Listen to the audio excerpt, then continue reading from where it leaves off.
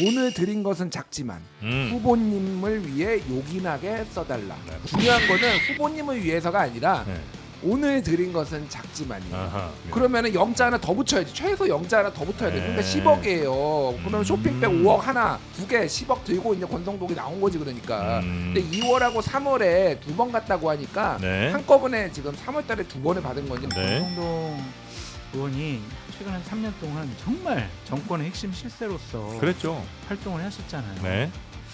다른 일들이 이제 제보가 들어가지 않아요. 다른 일이란 게 뭐예요? 그러니까 다른 비리 의혹과 관련해서 아. 그동안 꽉꽉 눌러가지고 네. 권력으로 힘으로 나타나지 않게 드러나지 않게 눌러있던 것이 구속당했잖아요. 그러면은 내가 먼저 이렇게 좀 얘기를 해가지고 좀 나에게 오는 혐의를 좀 막아야 되겠네. 본물 터지듯. 그렇게 생각할 수 있는 사람들이 있을 것 같아요. 그래 보면은 이렇게 해서 이번 구속이 첫 번째 신호탄이다. 민주당은 피냄새 맡은 상어 때처럼 국민의 힘을 향해 달려들 거다. 이렇게 해놨잖아요. 상어 때요. 네. 나만 구속되는 거 아니야. 이들은 지금 강 건너 불구경할 거야? 나를 지켜야지. 지금 내 입이 이렇게 열리면은 다칠 애들 많아. 나 좀 구해줘. 그러니까 지금 피비린내가 국민의힘에 지금 진동하고 있다. 신호탄, 피비린내의 신호탄이다라는 거. 네. 이미 콜이 잘났죠. 네. 내가 지시한 것은 아니다. 예. 라고 이제 얘기를 했기 때문에 한학자 총재는 나가서 기자들한테 왜 오늘 통보하듯이 했어요? 그랬더니 아파서 그랬어요. 나중에 만나서 얘기해요. 이렇게 얘기했어요. 참어머니. 기자들을 아마 통일교 교단 거기로 한번 초청할 것 같아요. 아주 확실한 게 아니면은 구속영장을 청구하기에는 좀 시간이 걸릴 수도 있겠다. 한없이 가벼운 정치 토크쇼 장르만 여의도 9월 17일 수요일 순서 시작하겠습니다. 반갑습니다. 정영진이고요. 법사위가 아주 난립니다. 아유 뭐 가족들 생사 여부를 왜 거기서 확인을 하고 아유 정말 볼성사납다 뭐 이 정도 표현 그 이상을 꼴불견이다. 꼴불견이다 그런 표현들이 나올 수밖에 없는 그런 상황인데 어제 그 상황들 잠시 후에 한번 또 두 분과 함께 이야기 나눠보도록 하고요. 오늘 함께해 주시는 분들 먼저 소개해드리고 바로 시작하겠습니다. 장성철 소장님 어서 오시고요. 안녕하십니까. 네, 반갑습니다. 네. 자 그리고 김준일 평론가님. 네, 안녕하세요. 가을이 왔네요. 아 어떤 걸로? 제가 원래 더워서 넥타이를 안 맸는데 네. 오늘은 날씨가 보니까 넥타이를 매도 아하. 방송을 할 만하겠더라고요. 그래서 네. 한 4달 만에 넥타이 맨 것 같아요. 예. 타이 맨 모습을 저도 참 오랜만에 뵙는 것 같습니다. 네. 가을이 왔어요. 멋있습니다. 멋있나요? 네. 뭐 얼굴 천재가 당연한 거 뭘 아닐까요? 해도 멋있는 우리 김준일 근데 이발하셔가지고 제가 훨씬 젊어 보이시고 그렇습니까? 좋네요. 이제 뭐 한 20대 키에누 리브스 같아요. 키에누 리브스. 좀 와, 세상을 좀 구하라. 위가 아니에요? 좀 위. 예, 웍은 중국집에서 이렇게 그 짜장면 먹었더니 예. 영포티, 영피프티들이 문제야. 지가 젊은 줄 알고 요즘 유행하는 거 몰라요? 그 짤? 아이폰 17을 사지 못하게 하는 거. 영피프티가 들고 있는 거 이거 사진 막 그래요? 캐리커처로 그려놓으니까 네. 아이폰 구매 의욕이 다 확 떨어진다 사람들이. 2030이. 아이폰 네. 쓰는데. 저 아이폰 이건 주문했는데. 여튼 두 분과 함께 오늘도 수요일 김 과장 시작을 하고요. 그리고 우리 신혜영 기자가 또 뉴스는 좀 정리해 주시겠습니다. 안녕하십니까. 네, 반갑습니다. 자, 그러면 먼저 권성동 의원 현역 의원으로서 특검에 의해 구속된 첫 번째 케이스가 맞나요? 네, 특검 제도 도입 이래 현역 의원으로는 첫 구속 사례라고 하고요. 권성동 의원의 혐의는 그거죠. 통일교로부터 1억 원의 현금을 수수했다.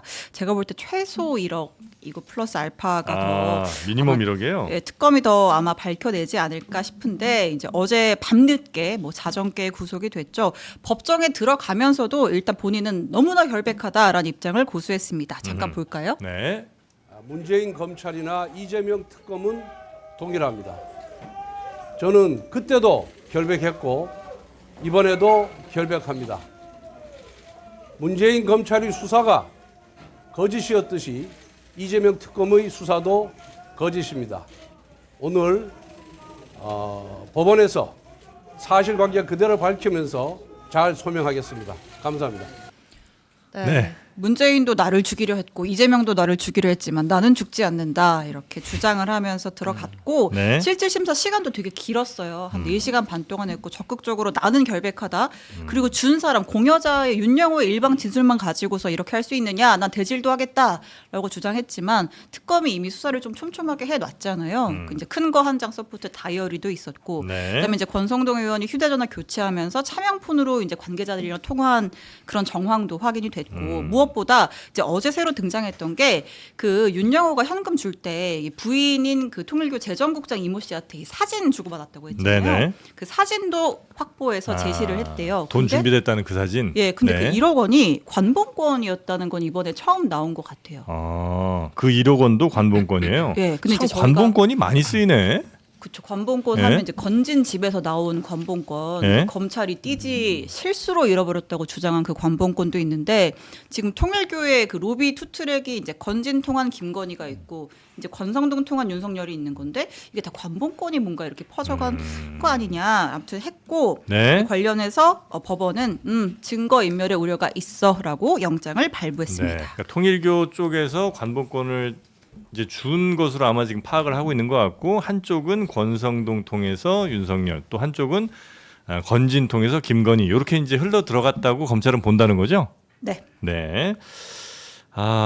권성동 의원은 이제 이렇게 구속이 되고 수사가 빠르게 또 진행이 되고 아마 요번에는 상당히 이전보다 증거나 뭐 정황들이 조금 더 구체적이거나 아니면 명확한 이런 상황이 아닌가? 그러니까요. 쉽죠? 시영 기자님 말씀하셨던 것처럼 차명폰 쓴 거. 네. 그리고 택배 기사랑 보좌진이 통화하면서 네. 그 실수로 네, 제보 온 거. 이상한 음성 녹음 확인된 거. 네. 그런 것들이 증거 인멸하려고 한 것이 아니냐. 그런 의심을 받은 것 같고요. 네. 저는 국회의원들 중에서 권성동 의원이 가장 친한 분 중에 한 분이에요. 그러니까 자주 뭐 연락을 하지는 않지만 여러 정말, 의원들 가운데. 네, 되게 오래됐고 이분과의 관계가 오래됐고 여러 가지 예전에 어려움을 같이 나누기도 했었고. 그래요. 네. 그래서 참 인간적으로는 상당히 좀 착잡합니다. 근데 이제 제가 우려스럽게 생각하는 거는 네. 권성동 의원이 최근 한 3년 동안 정말 정권의 핵심 실세로서 그랬죠. 활동을 하셨잖아요. 네. 다른 일들이 이제 제보가 들어가지 않을까. 다른 일이란 게 뭐예요? 그러니까 다른 비리 의혹과 관련해서 아. 그동안 꽉꽉 눌러가지고 네. 권력으로 힘으로 나타나지 않게 드러나지 않게 눌러있던 것이 구속당했잖아요. 그러니까 아이고 끝났네. 그러면은 내가 먼저 이렇게 좀 얘기를 해가지고 좀 나에게 오는 혐의를 좀 막아야 되겠네. 본물 터지듯. 그렇게 생각할 수 있는 사람들이 있을 것 같아요. 근데 이게 저는 1억 원이라는 게 네. 물론 이제 지금 현재 미니멈 아까 말씀해 주셨습니다만 1억이 이게 뭐 개인적으로 그냥 뭐 용돈처럼 이렇게 받은 거면 몰라도 만약에 대선 자금이니 아니면 정치 자금으로 갔을 거면 1억은 너무 적잖아요. 글쎄요. 저한테는 엄청나게 큰 돈이라서. 그러니까 우리한테 큰 돈인데 이게 대선 자금으로 쓸 건데 1억이라는 거는 약간 근데 뭐 1억을 한 100명한테 받으면은 또 한 100억 정도가 되는 거 아니에요? 그리고 약간 뭐 일단 통일교와 권성동만 놓고 봤을 때는 일종의 착수금 아니었어요? 착수금. 네. 무죄 추정의 원칙 모르십니까? 그러니까 신혜영 기자님. 아니, 저도 무죄 추정의 원칙에 기반하여 그런 거 아닌가? 특검의 조사에 따르면 일단 네. 뭐 어쨌든 권성동 의원의 주장도 그렇고 그때 이제 독대한 건 처음이라고 했잖아요. 그러니까 일단 첫날에는 착수금조로 일단 받고 이제 그럼 그 다음에 좀 이해가 추가로 되지. 드러난 정황은 또 그거잖아요. 권성동 의원이 그 통일교 본거지에 가서 한학자를 만났는데 큰절 올리고 쇼핑백 양손으로 들고 나갔다라는 건데 쇼핑백에 뭐가 들어있는지 지금 모르는 넥타이라고 본인은 주장하지만 통일교에서 특별히 만든 넥타이. 네, 기념 굿즈, 통일교 굿즈. 방클리프 앞에 넥타이인가요? 뭐 금실로 돼 있어. 거기만. 근데 어쨌든 그 쇼핑백에 현금 넣으면은 최소 3억에서 뭐 맥스 5억 그거 들어가고 이거 한 양손으로 쇼핑백당? 들고 나왔다는 거 아니에요? 네. 그러니까 일단은 권성동 의원이 이제 구속되자마자 페이스북 글이 올라왔어요. 이거는 예. 이제 보좌진들이 이제 준비를 해놓은 거죠. 그러니까 권성동 의원은 구치소에 있는 상황이고, 그래서 이제 석방됐을 경우 그런 경우에는 굳이 페이스북에 글을 올리지 않고 본인이 걸어 나와서 네. 무도한 특검에 대해서 이거는 정치 탄압이다. 역시 현명한 판단을 해준 법원께 감사드린다. 뭐 이렇게 얘기를 했겠죠. 근데 이제 구속이 되니까 바로 올라왔는데 그 글에 보면은 이렇게 써서 이번 구속이 첫 번째 신호탄이다. 민주당은 피냄새 맡은 상어 때처럼 국민의힘의 힘을 향해 달려들 거다. 이렇게 해놨잖아요. 상어 때요. 저희가 네. 그 부분 주목하실 줄 알고 노란 펜 그어놨습니다. 그러니까 이게 무슨 얘기냐면은 네. 그 얘기인즉슨 나만 구속되는 거 아니야. 니들은 지금 강 건너 불구경할 거야? 나를 지켜야지. 지금 네이비 이렇게 열리면은 다칠 애들 많아. 나 좀 구해줘. 이 얘기예요. 그러니까 지금 피비린내가 국민의힘에 지금 진동하고 있다. 피비린내의 신호탄이다라는 거. 권성동 의원의 말을 제가 빌려서 이 상황을 좀 빗대자면은, 네. 자, 권성동 의원이 이제 아까 전에 이제 저는 뭐 99.999% 구속될 거라고 봤는데 너무 증거가 많았잖아요. 네. 그 증거 중에 하나가 이제 이 통일교에는 뇌물을 전달하면서 소위 말해서 상호 신뢰가 없잖아요. 슈킹 사건 일명 이게 예. 배달 사고가 너무 많으니까 증거를 계속 켜켜이 쌓아놨잖아요. 네. 다이어리에 이 큰 거 한 장 서포트 그리고 돈 나갈 때 사진 찍어나 그리고 문제 카톡 보내나 권성동한테 윤영호가 카톡 보냈죠. 그리고 옆에 같이 왔던 세계일보 부회장한테 문자 보내나 이게 다 증거가 된 거예요. 네. 그런데 내용을 보십시오. 권성동한테 윤영호가 권성동한테 보낸 카톡 문자 내용이 뭐냐면은 오늘 드린 것은 작지만 후보님을 위해 요긴하게 써달라. 네, 후보님이면 당연히 윤석열이겠죠. 네. 근데 중요한 거는 후보님을 위해서가 아니라 네. 오늘 드린 것은 작지만이에요. 아하. 자 그리고 세계일보 부회장한테 문자 보낸 거 그 사람들은 자기들은 이거 모른다고 주장했어요. 어쨌든 네. 자기들이 잠깐 자리 비웠을 때 돈 줬다 그러는데 그날 일단 권에게는 그날 신뢰 수준의 지원을 했다. 신뢰 수준의 지원. 자 그러면은 오늘 드린 거는 작은 거고 그러니까 신뢰 수준의 돈만 줬다라고 하면은 이게 뭐냐? 그러니까 우리 믿을 만한 관계잖아. 요 이제 정도. 관계 텄어. 1억 원으로 관계 텄어. 그러니까 착수금 맞네 그러면. 그러면은 영자 하나 더 붙여야지. 최소 영자 하나 더 붙어야 돼. 그러니까 네. 10억이에요. 그러면 쇼핑백 5억 하나, 2개 10억 들고 이제 권성동이 나온 거지 그러니까. 근데 2월하고 3월에 두 번 갔다고 하니까 네. 한꺼번에 지금 3월달에 두 번을 받은 건지 아니면은 2월에 쇼핑백 하나, 그거는 대선 자금으로 쓰였을 가능성. 3월에 나온 거는 3월 22일 날. 그 역사적인 날 대박. 윤영호가 또 윤석열이랑 예. 바로 만났잖아요 그날. 네. 역사적인 날 대박 이렇게 얘기했잖아요. 통일교 지원해 준다고 윤석열 당선이 얘기했고. 네. 근데 아구가 다 착착착 맞아 떨어져요 지금 이게. 이거 지금 제가 합리적인 추론입니다 이거는. 예, 물론 이제 추정입니다만. 네. 네. 근데 특검이 어디까지 이제 이거를 밝혀낼 의지가 있고 증거를 이제 찾아내느냐 그게 관건인 거죠. 지금 상황에서 특검이 밝혀내지 않을 이유는 사실 별로 없긴 하잖아요. 음. 예, 그래서 과연 예측하신 대로 뭐 합리적 추론에 따라 진짜 대선 자금 혹은 뭐 정권과 결탁하기 위한 어떤 뭐 돈 거래가 있었다면 결코 그 금액이 지금 나온 수준의 이런 금액은 아닐 수밖에 없다라고 강력하게 또 추정을 하시는 거죠. 근데 그 대선 자금 혹은 뭐 지금 특검에서는 이게 뭐 광역 시도당에까지도 한 몇억 흘러 들어갔다고 보고 있는데 왜 이거 저를 보고 얘기하세요? 저는 국민의힘 인증 패널 아니에요. 예. 이거를 어디다 갖다 썼는지까지 특검이 확인을 할 수가 있어요. 만약 이런. 돈이 들어왔다면 네. 그러니까 어려워요. 그러니까 이런 게 참 어렵잖아요. 현금은 특히 이제 이게 여러 군데 뿌려지면은 네. 이게 쉽지 않아. 이게 여러 돈이 섞이거나 그러면 그거는 쉽지 않은데. 직접 그 일을 한 사람이 증언하거나 그러지 않는 이상. 그래서 예를 들면은 예. 예전에 한명숙 총리가 이제 뇌물 예. 사건 같은 거 있었는데 그것도 이제 뭐 동선 확인하고 여기서 몇 발자국 걸어서 이제 돈 줬다 그런 건데 가장 결정적인 게 뭐냐면은 수표를 동생이 전세 자금으로 썼어요. 네. 한명숙의 동생이. 네네. 그러니까 예를 들면 그런 거는 이제 되는 거죠. 사실 뇌물 사건은 CCTV 아래서 보란 듯이 이렇게 하지 않는 이상 이게 증거가 없잖아요. 네. 그러니까 정황 증거로 거의 하는 게 맞는데 그게 아구가 딱딱딱 맞아 떨어지면은 판사가 이제 유죄를 내리잖아요.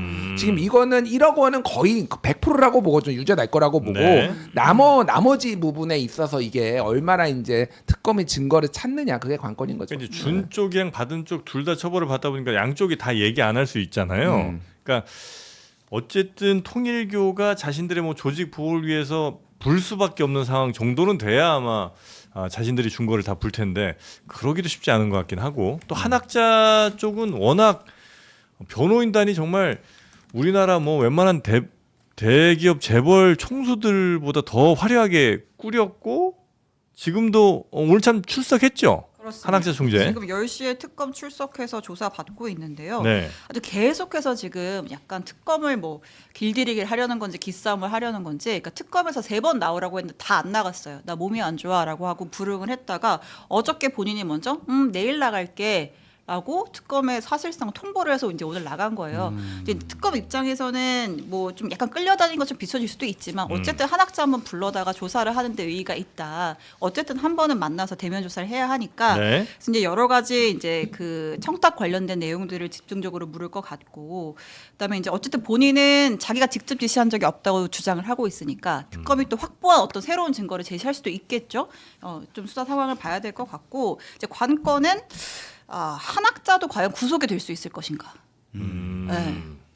그 돈을 준 건 뭐 매우 명확해 보이는데 그게 이제 이인자가 이렇게 건넨 거긴 하지만 예를 들면 꼬리 자르기를 하는데 이미 네. 꼴이 잘났죠. 네. 내가 지시한 것은 아니다. 예. 라고 이제 얘기를 했기 때문에 밑에 있는 분들도 사실은 뭐 한 총재한테 지시받은 건 아니고요. 그냥 제 차원에서 전결로 처리했어요. 제가 알아서 했다. 1억 정도는 뭐 그냥 저희 통일교에서는 뭐 큰 제 금액 전결로 아니다. 할 수 있습니다. 뭐 그렇게 하지 않을까 그런 생각이 들고, 네. 한학자 총재는 나가서 기자들한테 음. 왜 오늘 통보하듯이 했어요? 그랬더니 아파서 그랬어요. 나중에 만나서 얘기해요. 이렇게 얘기했어요. 참어머니. 기자들을 아마 통일교 교단 거기로 한번 초청할 것 같습니다. 기자들을 전정궁. 세계일보 기자분들이 지금 난리가 아니라 너무 피곤하고 힘들다고 그러더라고요. 근데 일단은 그러니까 구속영장을 칠지 여부에 대해서는 저는 조금 이제 지켜봐야 된다고 생각하는 게 여러 가지 이제 문제들이 있어요. 그러니까 지난번에 트럼프가 얘기했던 박해 그러니까 박해래 그 숙청과 혁명이 일어나고 있다에 그 종교하고 이제 미군 기지 압수수색한 거 종교인들 이제 수사하는 거 그게 이제 여러 가지 설이 있었죠. 이영훈 순복음교회다, 아니면 김장환 극동방송 이사장이다, 아니면은 통일교 쪽이다. 근데 대체적으로 미국 쪽에서 나온 소스들이나 이런 걸 보면은 통일교 쪽으로 좀 모아지는 것 같아요. 통일교가 하여튼 한미일 굉장히 네트워크가 강하더라고요. 돈으로 다 쳐 바르는 거예요, 통일교는. 그러니까 뭐 저기 미국의 공화당의 하원 의원인 깅리치가 막 통일교 위해서 지금 뭐 얘기를 발언을 2주 전에 했을 정도로 여러 정관계 네트워크를 끈끈하게 했고, 트럼프가 결정적으로 통일교 행사에 여러 번 영상으로 출연해서 제가 지난번에 얘기했는데 일기 트럼프 이제 낙선하고 4년 놀았잖아요. 그때 영상으로 통일교 행사에 3번을 축하를 했어요. 그리고 33억을 받았어요. 한 번당 11억씩 받은 거예요. 그러니까 이게 할 때마다. 그러니까 캐시 이제 자판기 같은 거죠. 이제 그러니까 아베도 예전에 일본에서 영상으로 축하 메시지 보냈거든요. 그거를 그 아베 그 저격범이 보고 열받아가지고 하여간 뭐 한학자를 원래 암살하려고 했다가 안 돼가지고 접근이 안 돼가지고 아베로 돌리고 막 이런 과정이 있었던 거니까. 이게 그러니까 쉽게 얘기하면은 종교적으로 민감해서 물론 특검이 그런 거를 고려를 안 하고 수사를 해야 되지만은 아주 확실한 게 아니면은 구속영장을 청구하기에는 좀 시간이 걸릴 수도 있겠다. 이 생각이 하나가 들고. 자, 이제 지금 윤영호하고 한학자의 관계는 이미 파탄이에요. 무슨 얘기냐면은 윤영호는 구속이 된 다음에 일종의 이제 특검의 플리바게닝 이런 게 좀 있는 것 같아요. 그러니까 이건 추론이에요. 그러니까 뭐냐면은 야 네가 다 뒤집어 쓸래? 아니면은 너는 그냥 심부름만 한 거 할래? 이렇게 되면은 형량이 확 차이가 나거든요. 그러니까 이제 한학자가 이제 시켰다라는 거를 윤영호는 다 부른 상태고. 그러니까 지금 한학자 쪽에서 뭐라고 했냐면 아까 얘기했듯이 지시한 적 없다라는 거를 메시지를 내고, 또 하나가 윤영호하고 그 재정국장 부인인 재정국장은 20억 횡령으로 고소를 했어요. 통일교가 무슨 얘기냐면은 내 한학자의 지시 없이 얘들이 마음대로 빼다가 지금 로비한 거다라는 거를 주장하는 하나의 주장의 목소리로 그거를 한 거예요 지금. 그래서 지금 이게 간단치 않지만은 통일교의 지금의 상황은 이 교단 자체의 생명을 걸고 윤석열한테 로비를 했다. 왜냐하면 일본에서 그 아베 총리 피살된 다음에 도쿄 그 교단 자체가 해산돼 버렸어요. 그러니까 이게 지금 돈 다 일본에서 빼돌리고 있고, 그러니까 이거는 정권 차원하고 해가지고 교세를 살리지 않으면, 근데 이 정도 일을 하는데 한학자의 지시가 없었다? 캄보디아 ODA 7억 원에서 30억 원으로 늘어나고 이 돈 로비하고 지금 이 교인들이 3만 명이 움직여가지고 국민의힘에 들어가고 이 상황을 한 학자가 몰랐다는 게 말이 안 되죠 상식적으로. 네. 그러니까 입증하는 거는 다른 문제인데 어쨌든 그렇기 때문에 저는 이제 한 학자가 쉽지 않을 거다. 그렇게 그리고 약간 네. 기대할 수 있는 하나의 좀 시나리오는 뭐였냐면 아들들이랑 엄마랑 사이가 안 좋아요. 많이 안 좋죠. 참 엄마랑 아들들이랑 참 아들들이랑 그래갖고 3남 내진 7남 정도가 지금 약간 쿠데타 준비를 하고 있는 것 같더라고요. 삼남.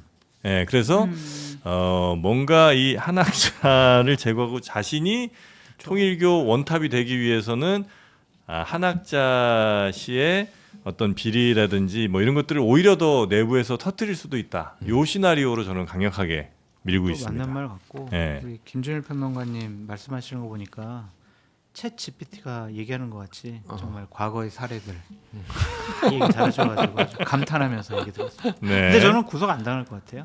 한시 징크스가 있습니다. 아 구속으로는 안 간다. 한 덕수, 한다. 무속이야 한시 징크스? 한동훈도 이렇게 막 특검에서 소환 뭐 출석해라 그래도 안 하잖아요. 네. 그래서 저는 한시는 이번 특검의 칼날을 피해갈 수 있지 않을까 그런 생각이 좀 듭니다. 의미 없다. 근데 특검도 그냥 물렁물렁하게 할 수는 없는 한덕수한테 것이. 이렇게 물렁물렁하게 했잖아요. 그것도 뭐 그들에서도 욕도 먹었지만 지금 민중기 특검이 통일교 변호인단 만나고 네. 아, 오광수가 진짜 변호인 부적절해. 했다가 사임하고 그러니까 그래서 계속해서 약간 이렇게 그런 관계들이 드러나는 맞아요. 가운데 한학자가 진짜 통일교의 국책 사업을 한 건데 한학자가 몰랐고 지시를 안 했을 가능성은 매우 저는 기도만 했습니다. 그럼 어떡할 거예요? 그럼 다른 아. 증거를 내세워야 되는데. 게시만 누군가가- 받았습니다. 네, 네. 그 저는 영장 그걸 특검이 법정 그거로 인정을 해줘야 진술로. 아니 말이 안 되잖아요. 근데 정황적인 증거는 입증 책임이 있는데 그건 그걸 그렇지만. 못하면은 다른 뭐 진술할 사람들도 증언을 안 해. 정황적인 증거도 없어. 뭐 어떻게 기소할 거예요? 분명히 아마 그런 지시 같은 걸 했더라도 무슨 서류로 뭐 했겠죠. 전결받고 이런 거보다는 그냥 예를 들면 윤영호 같은 사람은 뭐 2인자니까 그냥 한학자한테 가서 이렇게 말씀으로 네. 야, 이번 이렇게 하겠습니다. 이렇게 말로 했을 가능성이 높아갖고 근데 그걸 녹음해가지고 그러니까 사실 그거가 없을 거 아니에요. 없겠죠. 예, 그러니까 몸소 그게 아마 다 입증하기 알겠네. 어렵다는 말씀이신 것 같고. 그래서 저는 좀 칼날 피해갈 것 같아요. 아, 구속 안 당할 그렇습니까? 영장 치더라도 네. 허술한 영장. 아. 한덕수처럼 그냥 기각. 아. 그렇게 되지 않을까. 그리고 이게 가능성은 뭐 매우 낮겠습니다만 예전에도 보면 이런 거 수사할 때 오히려 그 수사기관 내에 또 관계자들 혹은 신자들이 있는 경우가 가끔 있더라고요. 신천지도 그것 때문에 굉장히 문제가 예전에 됐죠. 그랬었죠. 예, 예. 신천지가 이제 검찰에서 수사하는데 그 검찰 내부에서 검사가 네. 신천지라서 그래. 다 정보 빼주고 막 이런 맞아요. 게 있었어요. 예. 예. 맞아요. 예전에 하여튼 그런 수사가 뭐 할 때 보면 경찰이나 검찰에 신자들이 한 명씩 있어갖고 그래서 이 사람들은 항상 그런 공직에 있는 특히나 그 수사기관에 있는 사람들 사정기관에 있는 사람들을 엄청 공들여서 이렇게 데려오더라고요. 이 자리에도 혹시 지금 발언을 하는 거 보니까 조금 예. 좀 수상해 보이기도 우리 참어머니 건들지 마시고요. 독생녀입니다. 독생녀. 독생녀. 독생녀. 누군가가 지금 뜨끔하게 하는 것 같은데. 네. 검정색 옷 입은 거 보니까 조금 좀 수상해요. 한학자 소환된 날이 저에겐 매우 슬픈 날. 지난번에 김건희 그때 포토라인 썼을 때도 검은색 옷 입고 오더니 상습범이네 아주. 범이야. 김건희랑 연락한 거 아니야 혹시? 네, 이 옷 입으라고 오늘 저 지시가 내려와가지고. 그게 자, 사인이에요? 여튼 한학자 씨 첫 소환이 됐고요. 어떻게 또 검찰이 특검이 수사하는지 보겠습니다. 그리고 법사위 이건 진짜 네. 한번 가보죠. 법사에 가시죠. 네. 네, 어제 이제 아까 결론부터 말하면 나경원 의원은 간사가 되지 못했습니다. 아이고 이무기 느낌. 진짜 어렵네요, 참. 용이 네. 되지 못한. 예, 용이 되지 못한 이무기처럼 간사가 되지 못한 간사가 나경원. 무슨 용도 아닌데 이제 진짜. 어제 법사위가 진짜 시작부터 이 나경원 의원 간사 선임 안건으로 진짜 아수라장이 됐습니다. 와. 근데 워낙 이제 대치가 한 2주 가까이 이어지긴 했지만 이제 최근에 나경원 의원이 이제 5년 만에 패스트트랙 사건으로 징역 2년 구형을 받았잖아요. 당신이 자격이 있느냐, 과연 이제 이런 논란이 불거진 건데 그에 앞서 이제 박지원 의원이 역시 이제 고수는 고수예요. 아, 놀리는 맞아. 것도 아니고 매기는 것도 아니고. 진짜 고수더라. 요 장면 먼저 볼까요? 네. 내란 우두머리 윤석열이 똘똘똘 졸졸졸 따라다녀가지고 앞으로 국민의힘이 미래가 있어요? 저는 나경원 개인적으로도 친하기도 하지만은 참 안 됐다고 생각해요.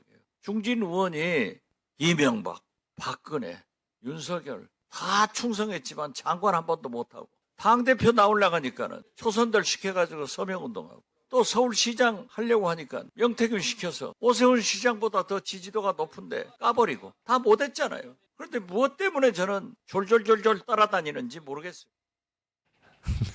네. 아, 나경원 의원이 제일 짜증나고 가슴 아픈 부분들 아주 후벼 파면서 너 이렇게 고생하지 않았냐 라고. 오선이잖아요. 그러니까 5사 20년간의 인생 역정, 정치 역정을 저렇게 요약, 졸졸졸졸 앤팽으로 예. 요약을 해줬죠. 야, 그러니까 진짜 화는 막 나는데 딱 맞는 얘기고 내가 느꼈던 것들을 정확하게 또 짚어주고 하니까 어떻게 할 수가 없겠더라고요, 나경원 무슨 의원이. 말이죠. 예. 나경원은 시냇물이 돼버렸네요. 신앤물. 졸졸졸졸. 아, 시냇물은 졸졸졸. 네. 네. 자, 그 이후로 이제 일이 일파만파 커졌죠. 네라고 하면서 이제 안건이 정식으로 올라왔습니다. 네. 그래서 이제 이례적으로 기표소까지 등장을 해서 표결하겠다 이렇게 된 거예요. 근데 이제 간사라는 건 이제 보통은 이제 관행상 여야에서 이제 각자 지명을 하고 이제 호선을 하잖아요. 그냥 지명합니다. 이의 없으십니까? 이렇게 하는데 박수 이렇게 하는데 자 우리 무기명 투표까지 갑시다라고 해서 투표까지 하는 상황이 벌어졌고 민주당에서는 나경원이 간사란다고 안 될 이유가 10가지가 넘고 차고 넘친다라고 주장을 했고 그러면 이제 뭐 국민의힘에서는 아니 사법 리스크 있어서 간사 못한다고 치면 이재명 대통령은 또 이러면서 붙었어요. 네. 그 장면도 잠깐 볼게요. 나경원 의원님이 안 되는 이유를 정리를 해봤더니 정리했더니 한 10가지가 넘습니다. 패스트트랙 사건으로 징역 2년을 구형을 받았습니다. 법사위에 온 첫날 초선은 가만히 앉아 있어라고 얘기를 했습니다. 구형받은 것이 간사를 못할 사유라면 대법원에서 유죄 취지 파기환송 판결받은 이재명 대통령은 어떻게 국정 수행합니까? 어떻게 이런 사람이 국회 법사위원회 간사로 추천이 됩니까? 없어야 이러는 거냐? 생각합니까? 야! 앉아. 누가 야예요, 누가? 일어나봐!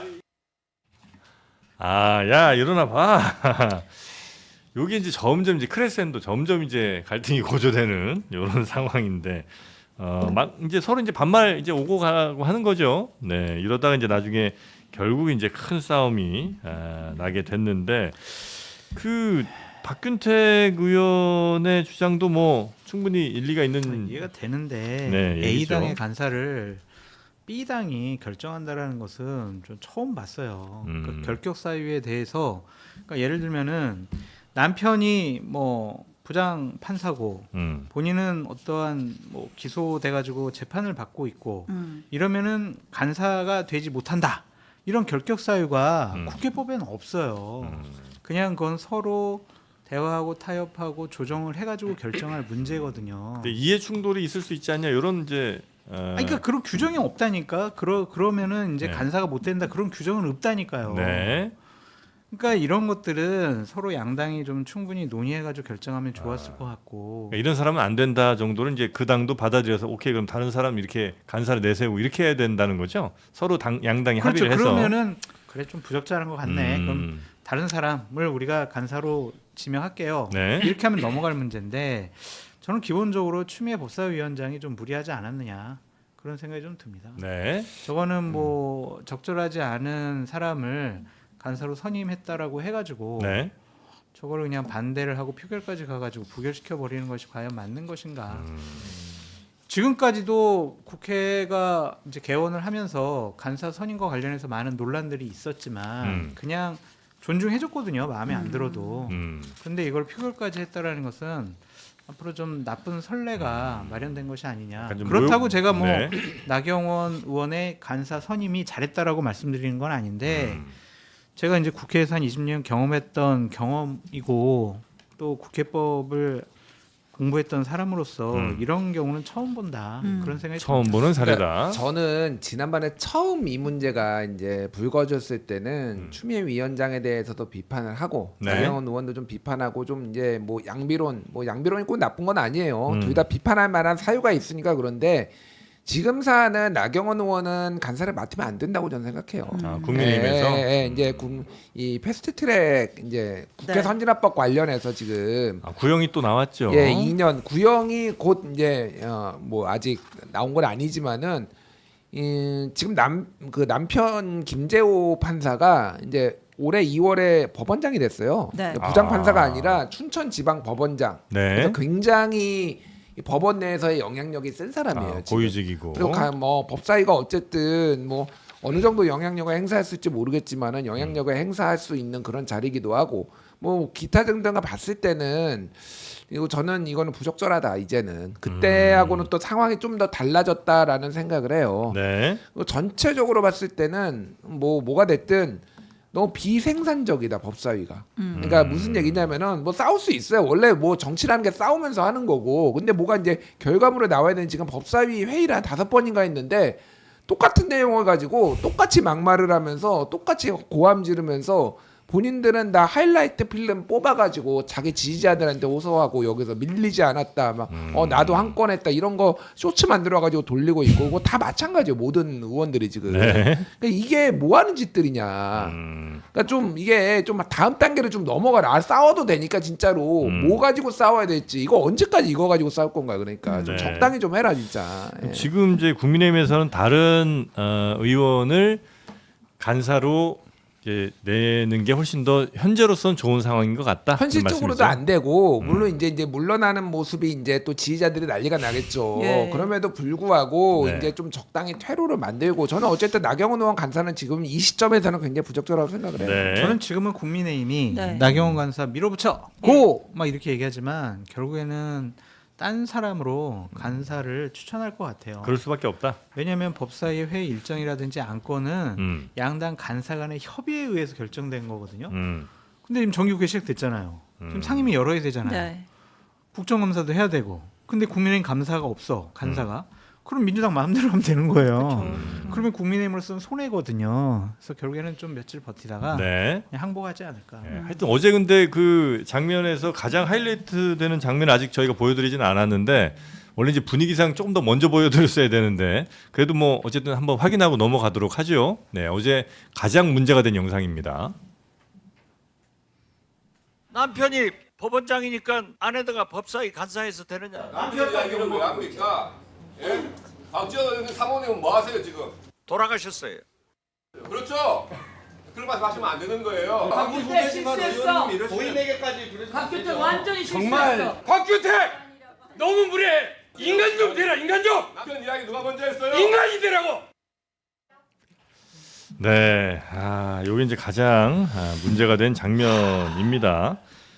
곽규택 의원이 뭐 알았는지 몰랐는지 알고 물어본 건지 모르고 물어봤는지는 모르겠습니다만 어쨌든 모르고 물어봤다 하더라도 저 상황이 되면 얼른 이거는 취소하고 사과하는 게 맞지 않았을까? 뭐 결국에는 정회 시간에 네. 가서 박지원 의원한테 고개 숙이고 네. 박수하면서 사과를 했다고 하더라고요. 근데 제 팔자가 왜 그런지 모르겠어요. 누구 팔자요? 제 팔자. 왜요? 곽규택 의원은 제 친한 동생 끝이네요. 의원 중에 한 명이거든요. 친한 선배 의원은 지금 구속당했고 네. 친한 동생 의원은 저렇게 구설수에 오르고 있고. 그럼 장성철 제가 문제인 것 같아요. 다음은 장성철이네 그러면 피비린내가 이쪽에서 나겠네 그러면. 제가 문제인 것 같다. 장성철의 그런 생각이 드는데 데스노트. 네. 곽규택 의원이 원래 저런 분은 아니거든요. 저렇게 막 소리 지르고 막 험상궂게 하고 막 그러지 않고 되게 부드러운 분인데 법사위 가가지고 상당히 무리한 주장과 네. 여러 가지 얘기들을 많이 하더라고요. 법사위원 가면 다 저래. 전투력이 막 올라가나 봐요. 근데 안 그랬으면 좋겠어요. 안 좋아 보여요. 본인에게도 별로 썩 도움되지 않는 일일 거고 아마 모르겠어요. 뭐 왜 저랬는지 모르겠지만 하여튼 뭔가 내가 지금 막 밀리고 있다 생각하면 밀려서 안 된다는 그 강한 의지가 엉뚱한 실수로 저렇게 혹은 뭐 아주 그 잘못된 발언으로 나오기도 하잖아요. 본성이 그런 것인지 아니면은 주변에 있는 의원들이나 지도부가 너밖에 없다. 그러니까. 네가 앞장서야 된다. 막 예. 등 떠미는 것인지는 예. 잘 모르겠지만 좀 차분하게 논리적으로 냉정하게 의정 활동을 했으면 좋겠다라고 말씀드립니다. 네. 뭐 저는 약간 이게 곽규택 의원이 흥분했다라고 느낀 게 뭐냐면은 흥분했다. 예, 그러니까 사모님 뭐 하세요?라고 하면은 뭐 하고 있어요?라고 하면은 그것도 이해관계 충돌 아닙니까? 뭐 이런 얘기가 이제 빌드업을 머릿속에 순간 생각한 것 같은데 돌아가셨습니다라고 하니까 그렇죠. 그러면 안 되는 겁니다. 이게 말이 안 돼요. 그러니까 돌아가셨는데 그렇죠. 그러면 안 되는 겁니다가 이게 무슨 말인지 잘 모르겠으니까 이게 아무 말이나 막 나오는 약간 흥분 상태였다라고 보고 뭐 박지원 의원 다 잘 아시겠지만은 대한민국에서 지금 현역 국회의원 중에서 유일하게 해방 전에 태어나신 분이고 네. 지금 모든 쿠데타를 대한민국의 모든 쿠데타를 다 직접 경험했던 분이잖아요. 지금 4세예요. 84세. 그러니까 부인께서 이제 뭐 이제 평균 연령에 비춰봤을 때는 이제 이런 것들이 뭐 모를 수도 있는데 참 뭐 뭐라고 할까요? 좀 뭐 씁쓸했어요. 네. 저 모습이 예, 많이 잘못됐죠. 예. 아무튼 뭐 적은 시간에 사과를 직접 했다. 잘 모르고 그랬다라고 뭐 사과를 했다고 합니다. 네. 그런데 이제 나경원 의원의 운명은 어떻게 되는 거예요? 짜잔. 일단 간사는 물 건너갔다 치고 본인은 다시 한번 하겠다라는 입장인 것 같지만 물 건너갔다고 간사가 치고 문제가 아니라 그러니까요. 본인은 이제 내년 지방선거 때 한번 서울시장 한번 도전해 볼까 막 그런 생각을 가졌었는데 일단 11월 달에 패스트트랙과 관련해서는 1심 선고가 네. 나올 것 같잖아요. 그러면 그게 실형이 나오게 된다면 그냥 어디 지방선거에 출마하려고 하는 것이 아니라 정치적으로 상당히 위축될 수밖에 없고 의정활동이 축소될 수밖에 없을 것 같아요. 정치적인 위기, 정치 생명의 위기에 온 것이 아닌가 좀 그런 생각이 드네요. 1심에서 실형 가능성도 있다?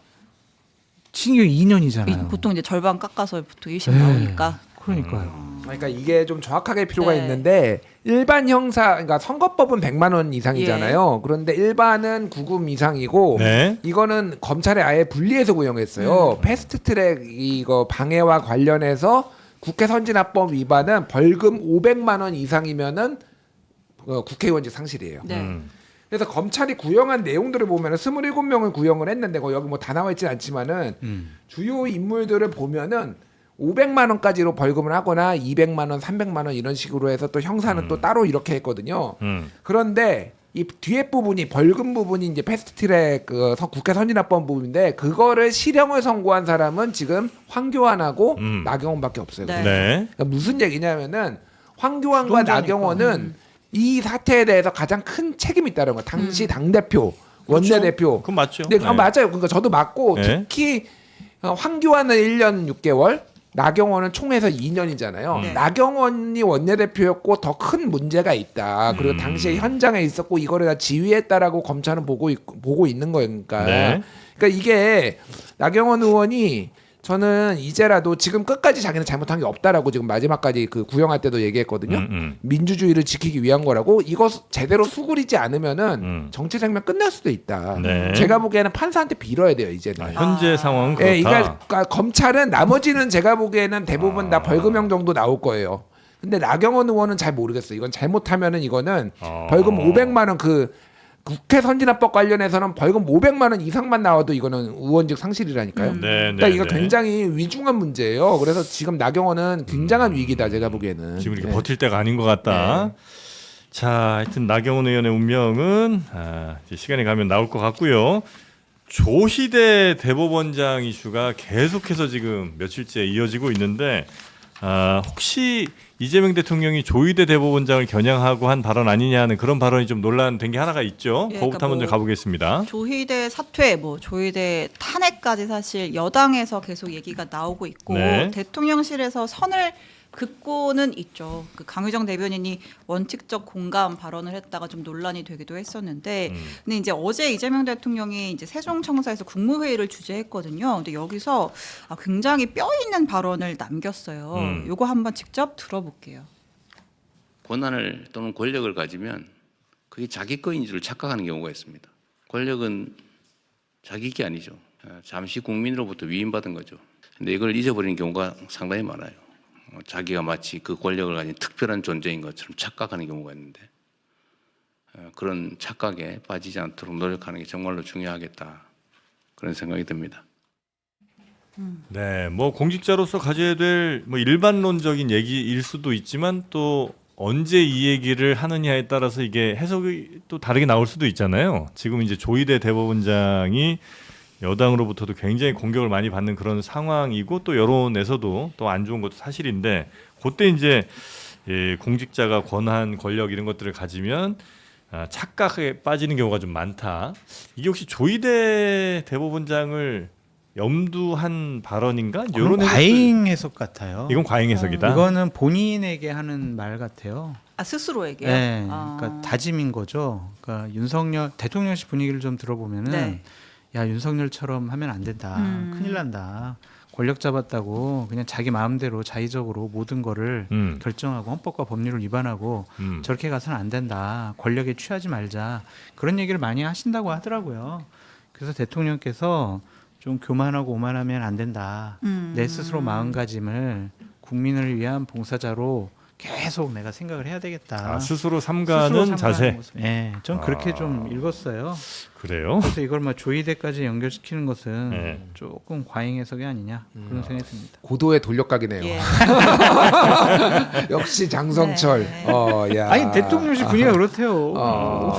그러니까 뭐 조의대를 겨냥한 건 아니다라고 이제 뭐 네. 얘기가 나왔지만은 누가 봐도 이거는 조의대 대법원장을 얘기한 거죠. 그 동안에 그래요? 네. 그럼요. 이제 권력에도 서열이 있다. 뭐 얘기를 하고 뭐 네네네. 이제 그 동안의 과정을 봤을 때는 국민으로부터 선출된 권력이 가장 또 중요하다 그러니까 이런 국민 얘기도. 주권이 제일 위에 그다음에 있다. 선출 권력, 이제 뭐 임명 권력, 지명 권력 뭐 이런 식으로 이제 얘기를 했어요. 그래서 뭐 시험을 보든 뭐 그러니까 선출이 됐든 국민의 뜻을 받들어야 된다라는 얘기를 이제 한 거고.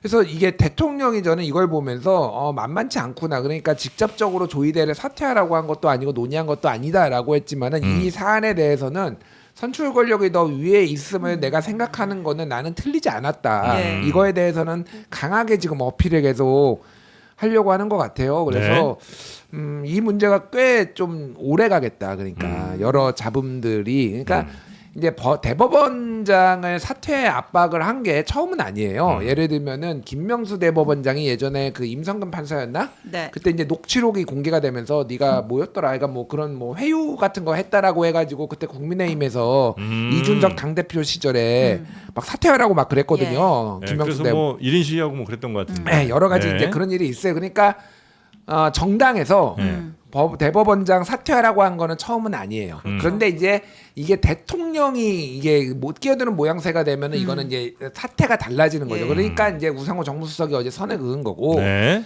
그래서 근데 여전히 이제 대통령이 이렇게 한 마디씩 뚝뚝 던지는 게 또 이제 다른 논란은 낳는 거죠. 그러니까. 그래서 근데 이게 어쨌든 대통령은 의지가 보이는 거잖아요. 이 상황에 대해서 그렇게 호락호락하게 내가 물러서진 않겠다. 사퇴하라고 하는 건 아니지만은 나는 네. 틀리지 않았다라는 거를 입증하려고 하다 보니까 네. 이게 사태는 좀 길게 갈 것 같아요. 그러니까 이 조의대 대법원장한테 야, 이쯤 됐으면 이제 알아서 좀 물러나시오예요? 아니면 이 정도로 분위기 안 좋으니까 조심하세요예요?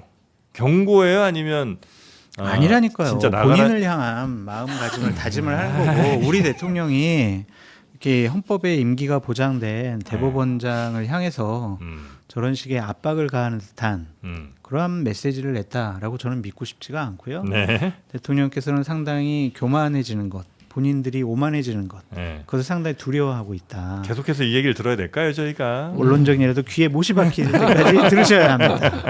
알겠습니다. 그래서 지금 여당에서도 계속 조의대는 이제 사퇴 혹은 뭐 물러나라는 얘기를 하는 건데 이것 정치적인 뭐 레토릭 같은 걸로 생각하는 게 맞아요? 아니면 정말 사퇴를 좀 시키려는 의지가 좀 있는 겁니까? 아니 그 민주당 쪽 얘기를 들어보면은 네. 그러니까 어쨌든 조의대에 대한 불신은 굉장히 큰 것 같아요. 그러니까 지금 이게 좀 복잡하게 전선이 얽혀 있는데 네. 하나는 사법개혁 이슈. 예를 들면은 대법관 증원이라든지 대법관 뽑는 방식이라든지 아니면은 법관대 평가 방식이라든지 아니면은 뭐 압수수색 할 때 실질 심사 도입한다는 뭐 이런 것들에 대한 이슈가 하나 있었고 네. 하나는 내란 특별재판부 혹은 내란 전담재판부를 만드는 이슈가 하나 있었고 여기에 이제 조의대 사퇴까지 지금 얹어진 거잖아요. 네. 그러니까 이게 그 민주당 쪽의 생각은 조의대가 앉아 있으면 아무것도 안 된다라는 거예요. 그러니까. 지금 내란 재판도 안 되고 예, 과거에 했던 뭐 사법개혁 이런 것들도 다 이 양반 때문에 안 된다. 그러니까 법원장 회의를 소집을 했잖아요. 네. 이게 과거에 윤석열이 검사장 회의 소집해가지고 조직적으로 검찰을 동원해서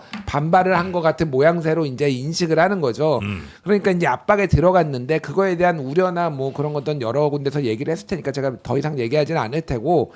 근데 이제 이게 지금 이제 여러 가지 이 해석들이 나오는 게 그 부승찬 의원이 대정부 질문에서 월요일 날 김민석 총리한테 얘기를 한 게 윤석열이 탄핵된 직후에 4명이 만났는데 그게 저기 한덕수 네. 한덕수 당시 총리 네. 그리고 이 조희대 조희대. 대법원장 그리고 정상면 전 검찰총장 네. 그리고 락천 선생 네. 김충식 그 저기 그 김건희 엄마 최은순 네, 네, 씨의 네. 집사로 알려진 그 4명이 만났다라는 거예요. 그리고 이거는 김충식이 이제 일종의 이제 모임을 만들었고 거기에서 이재명 문제는 내가 뭐 잘 처리하겠다 뭐 이렇게 얘기를 했다라는 제보를 받았다는 주장이에요. 아, 대법원에서 이재명 사건이 대법원 올라오면 알아서 처리하겠다. 네, 이런 그러니까 얘기가 이건 있었다는 주장이니까 좀 이렇게 어느 정도 걸러서 들을 필요는 있는데 거죠.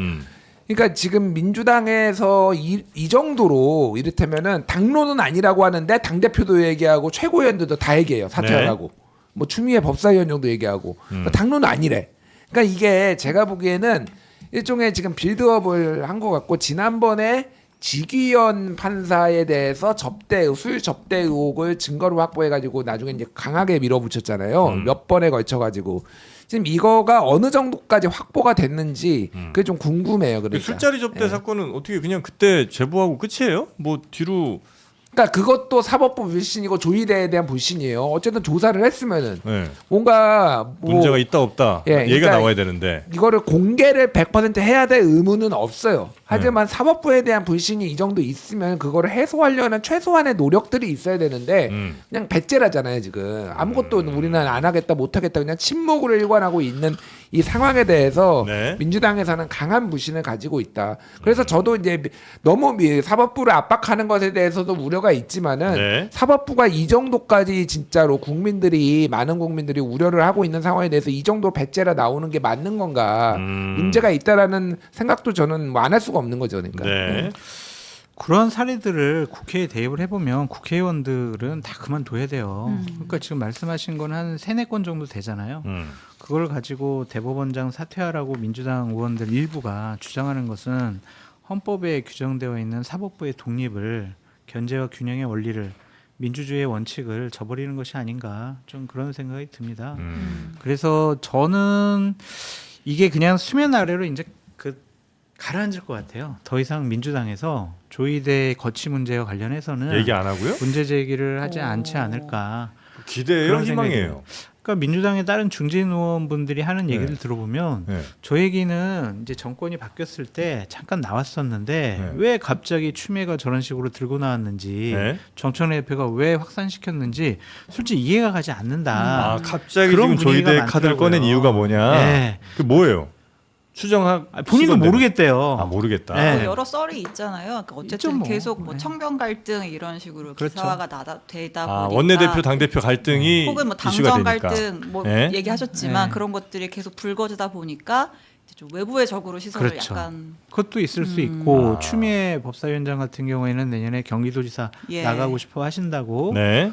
이제 얘기가 있잖아요. 그러면은 강성 지지층의 지지를 받아야 되기 때문에 그들이 요구하는, 그들이 원하는 것을 주장함으로써 선거용. 예, 본인 정치적인 목적 달성용이 아닌가 그런 생각이 드는데 선거용으로 좀 너무 이른 건 아니에요 혹시? 아닌가요? 쌓아가는 거죠. 네. 저축 아 이렇게 미리미리 적금 붙듯이. 계속 저축. 적립식. 그냥 한 번에 몰빵하면 안 돼. 적립식. 아 진정성이 없으니까. 근데 이게 금방 사과라될 것 같지가 않은 게 그러니까 민주당에서 이제 그런 이른바 좀 센 목소리를 내면서 지지층에게 이제 환호를 받는 그런 발언들을 좀 전략적으로 할 수도 있는데 이제 이런 정치적 레토릭이 반복이 되면 지지층은 진짜 그걸 해줄 거라고 믿고 해야만 한다고 하는 그 여론이 더 커져서 실제 정치권을 압도하는 경우가 생기잖아요. 이거를 계속해서 이렇게 프레임을 잡고 가면 나중에는 안 하면 사법개혁 제대로 못한다 이 소리가 나올 것 같아요. 지지층에서. 근데 오상호 정무수석이 네. 정리를 했잖아요. 우린 그런 놀이한 적도 없다. 네. 그냥 사법개혁의 원칙에 우리는 동감한다. 그러면서 눌렀잖아요. 네. 그렇기 때문에 이거를 계속해서 당에서 문제 제기하지는 않을 것 같고 김병기 원내대표가 이 건과 관련해서 메시지를 낸 거는 못 본 것 같아요. 그렇기 때문에 저는 좀 중진 의원들 지도부들 간에도 네. 다른 의견이 존재해서 아니, 대통령실에서 좀 누르면 눌려요? 잘 안 눌리는 것 같은데. 그러니까 그게 네. 어제 이제 정무수석 확산이 덜 되는 거지. 확산이. 아, 그래요? 그러니까 어제 정무수석이 긴급하게 예고에 없이 나와가지고 네. 기자들한테 이제 간담 그 이제 브리핑한 거 네. 이제 얘기를 그 내용의 골자는 어쨌든 우리가 논의한 적도 없다. 대법원장 사태에 대해서도 있는데 훨씬 더 긴 내용이 뭐였냐면은 그러니까 당에서 있는 거 가지고 용산에 대통령실에 와서 입장 좀 물어보지 마. 당 얘기 그만해. 당 얘기 좀 그만해. 그래서 막 이제 기자들이 또 물어볼 거 아니에요. 옛날하고 달라. 옛날에는 다른 정권에서는 당정간 이렇게 일체돼가지고 뭐 이런 게 있지만 우리 의원들 다 180명 한 명 한 명이 헌법기관이야. 그 얘기인즉슨 우상호 정무수석이 쉽게 얘기를 하면은 지금 당정간의 뭐 일치를 이게 힘으로 눌러서 당을 누를 힘도 없고 그렇게 될 만한 상황도 아니니 그냥 약간의 삐걱댐을 너희들도 이거를 뉴노멀로 받아들여라 기자들도. 그러니까 우리 곤란하게 좀 질문 좀 하지 말고 다르게 가고 있다라. 그러니까 제가 무슨 말을 하려는 한 거냐면은 저는 굳이 얘기를 하면은 신혜원 기자님 쪽에 좀 더 힘을 실어주는 게 왜요?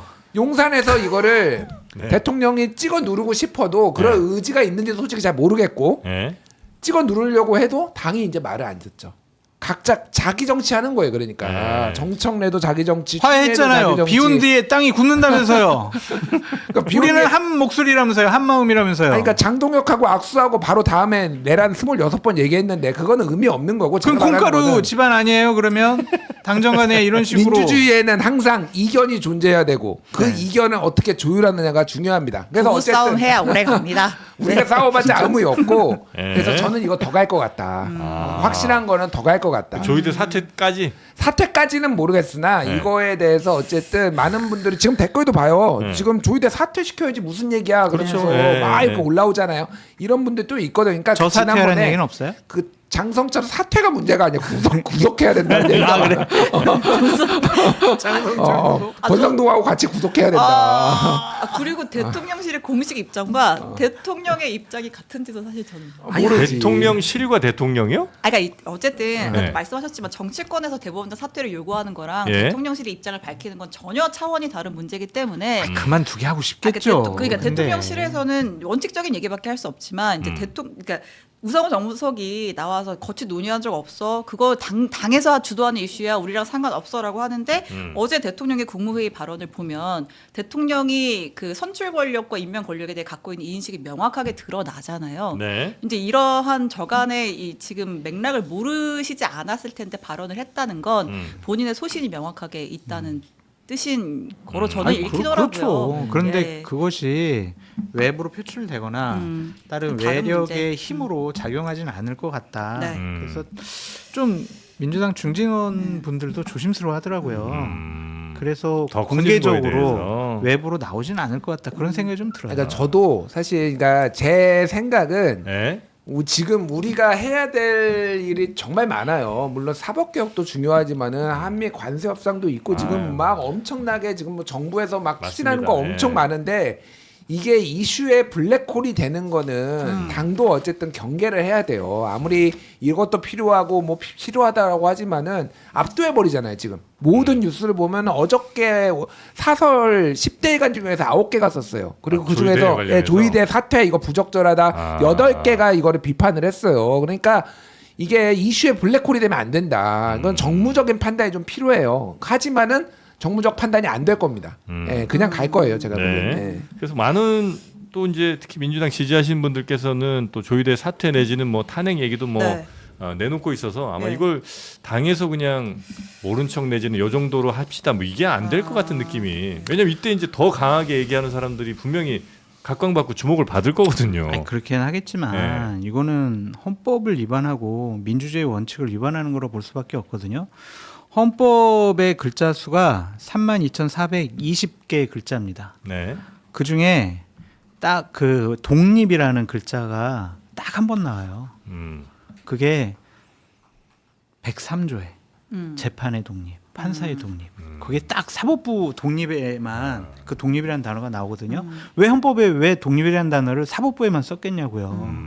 그런 얘기하면 또 헌법 1조 얘기하시면서 모든 주권은 국민으로부터 나온다. 국민이 원하면 해야 된다. 이제 이런 얘기하시는 분이 또 있습니다. 아니 그런데 그 대한민국 입법, 사법, 행정 3권 분립의 나라잖아요. 네. 그러니까 사법부를 입법부가 행정부가 지배하려고 하는 듯한 모습은 옳지가 않다라고 다시 한번 말씀드려요. 알겠습니다. 제도와 시스템을 존중해 줘야 한다. 네. 근데 그 사법부가 뭐 불신을 자초한 측면이 있다 있죠. 이런 일도 있잖아요. 당연히 특히 있죠. 뭐 부승찬 의원이 제보라고 했고 네, 네. 김민석 총리가 뭐 진위 확인이 필요하다고는 했지만 정말 윤석열 파면 뒤에 한덕수 조의대 네. 이렇게 모였고 그 자리에서 이재명 선거법 사건 대법원에서 처리한다는 얘기가 오갔다고 한다면 굉장히 명확한 큰 증거 있으면 이건 탄핵 사유죠. 탄핵이죠, 그러면. 될 탄핵 것이고 사유죠. 그래서 확인이 필요하고 본인의 맞습니다. 입장도 사실 들어봐야 될 것 같은데 맞습니다. 네. 조희대 대법원장이 어제 퇴근길부터 네. 기자들의 질의응답을 받지 않겠다고 했어요. 원래는 이제 출퇴근할 때마다 기자들이 붙어서 현안 질문도 막 하고 했는데 어제 저녁부로는 이제 질의응답하지 않겠다라고 했고,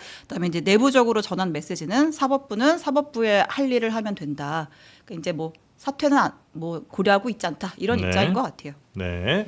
자, 그리고 다른 정치권 뉴스들 몇 개 한번 짧게 살펴볼까요? 아, 네. 지금 뭐 이제 민주당에서는 이제 뭐 내란 전담 재판부, 뭐 조희대 대법원장 사퇴 요구까지 나오고 있는데 네. 국민의힘은 네. 이거야말로 이제 삼권 분립을 위배하는 거고 이거야말로 대통령의 탄핵 사유고 하면서 근데 결론이 왜 이렇게 가는지 모르겠는데 그래서 내린 결론이 우리 장외 투쟁하겠다는 거예요. 아, 그래요? 네. 어디로 가요? 대구로 갑니다. 21일 동대구역에서 네. 정부 여당을 규탄하는 대규모 장외투쟁에 나섭니다. 국힘의 장외투쟁 2019년 황교안 대표 시절 이후 6년 만입니다. 믿을 곳이 대구 시민들 당원들밖에 없다고 스스로 자인하는 것 같다라는 생각이 들고요. 네.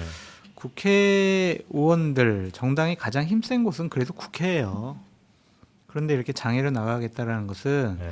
자기들 스스로 국회에서 싸울 능력이 없다, 뭐 자격이 없다, 논리가 없다, 그렇게 고백하는 것이 아닌가 그런 생각이 듭니다. 지금 정기국회가 계획해서 이제 얼마 안 됐잖아요. 네. 야당이 정기국회라는 좋은 정쟁의 장을 내던지고 밖으로 나간다? 솔직히 이해를 하지 아니, 못하겠습니다. 그러니까 보통 이렇게 야외로 가면 네. 어떤 효과를 기대하는 거예요? 우와, 사람들 많이 모였잖아요. 많이 모였죠. 그 지도부만 좋아해요. 야, 거기 가봐요. 네. 이제 장동에 딱 올라가서 연설해봐요. 와, 부끄러운 줄 알라고 막 그러면 그냥 당원들 거기 지지자들이 와 이러잖아요. 네. 황교안 대표가 거기서 이러다가 망한 거 아니에요. 결국에는 예. 거기 취해서 네. 그 목소리와 그 지지가 전부인 것냥 생각을 한 거잖아요. 그것에 대해서 참 조롱하고 손가락질하는 다수의 다른 국민들의 마음과 민심을 알아야 되는데 그 환호한 사람들이 전부라고 잠깐 생각해요. 느끼기 위해서 이 야외 장외로 가는 거예요? 외로우니까 거기 가면 환호 받으니까 거기 외로우니까. 가면 박수 받고 아, 대표님 막 이러니까요. 아, 그게 거기 취하는 거예요. 그거 한번 맞아보세요. 근데 장 소장님 취하러 인증은 받고 지금 말씀하시는 겁니까? 아하. 국민의힘의 공식 입장입니까? 그게 지금 윤호개인을 나가겠다는데? 주장하는 당 대표가 있는 정당의 패널로서 인증은 저는 거부합니다. 아니, 당대표 참 뭐 면회 신청했다 거절됐다면서요? 뭐 그런 뉴스도 있더라고요. 네. 그러니까 이거 짧게 네. 얘기하면은 이제 제가 예전에 황교안, 장동영 평행 이론 뭐 이런 칼럼도 쓰고 오. 그랬는데 굉장히 비슷하게 갈 거다. 근데 장외투쟁까지 이제 닮아가고 있어요. 그러면 내년 지방선거를 2020년 총선처럼 말아먹으면 완벽하게 평행 이론이 이제 완성되는 거거든요. 네. 바보는 아니에요. 예. 그러니까 장외투쟁 일변도로 하지는 않겠다. 아. 근데 당 내에서는 야, 이 정도면 한번 우리 장외로 힘을 나가야지, 힘을 보여줘야지. 이것도 있으니까 한번 나가고 네. 그런 거예요. 그래서 이거는 완전히 그쪽 그 아스팔트에만 머무는 일은 없을 겁니다. 내가 이 국민의힘 인증 패널 같아 꼭 말하는 게. 자, 혹시 여야가 이렇게 세게 뭐 한쪽은 또 이제 사법개혁 세게 또 공세를 펴고 한쪽에서는 지금 뭐 아스팔트로 나간다고 네. 하는 게 이제 결국은 이제 내년 지방선거 앞두고 그렇죠. 이제 스탯 쌓는 거잖아요. 이제 저축하는 건데 그 이제 어제 제가 그 들었던 얘기 중에 하나가 장 소장님 말씀하셨는데 그러니까 이제 민주당에서 그러니까 어쨌든 그 지방선거 공천이고 뭐 이런 걸 다 정청래 대표가 하게 되면 너무 당의 권한이 커질 걸 네, 고려해서 네, 네. 내려보내려고 고려하는 카드가 있다 뭐 이런 얘기. 김민석 국무총리 네. 또 이제 댓글에는 쟤 또 이간질한다 막 그런 댓글이 뻔하게 이제 보이는데 그런 얘기를 들었어요. 그러니까 내년에 지방선거 승리할 것 같다. 정청래 대표가 그것을 자기의 공으로 생각을 해서 민주당의 전당대회가 벌어지면 또 다시 당 대표로 출마할 거다. 네. 그러면 현재 대항마가 제대로 없다. 경쟁자가 없다. 그러면 정청래 대표가 당대표가 된다. 근데 네. 그 당대표는 2028년 총선 공천권을 가진 지금과 권한과 권위가 비교가 안 될 정도로 힘이 센 당대표가 된다. 그러면 당은 그리고 민주당의 정치 지망생들은 다 정청래 대표에게 줄을 선다. 네. 그러면 이재명 대통령의 힘은 빠지게 된다. 전국 주도권 당으로 가져가고 정청래 대표가 권력의 핵심이 된다. 그거는 막아야지. 네. 이렇게 생각을 하는 거죠. 뭐 어떻게 막아요? 그러니까 이제 박찬대 전 원내대표 같은 경우 약간 좀 경쟁력이 부족하다라는 것이 이번에 입증이 됐으니까 그래도 이제 김민석 국무총리를 그때쯤에서 내보내면 어느 정도 좀 맞서 싸울 수 있지 않을까. 그런 이제 얘기를 들었는데 마침 어젠가 그저께구나. 김민석 국무총리가 네. 이미자 의원이 어떻게 할 거예요? 지방선거 출마할 거예요? 물어봤더니 아니요, 출마 안 하는데요.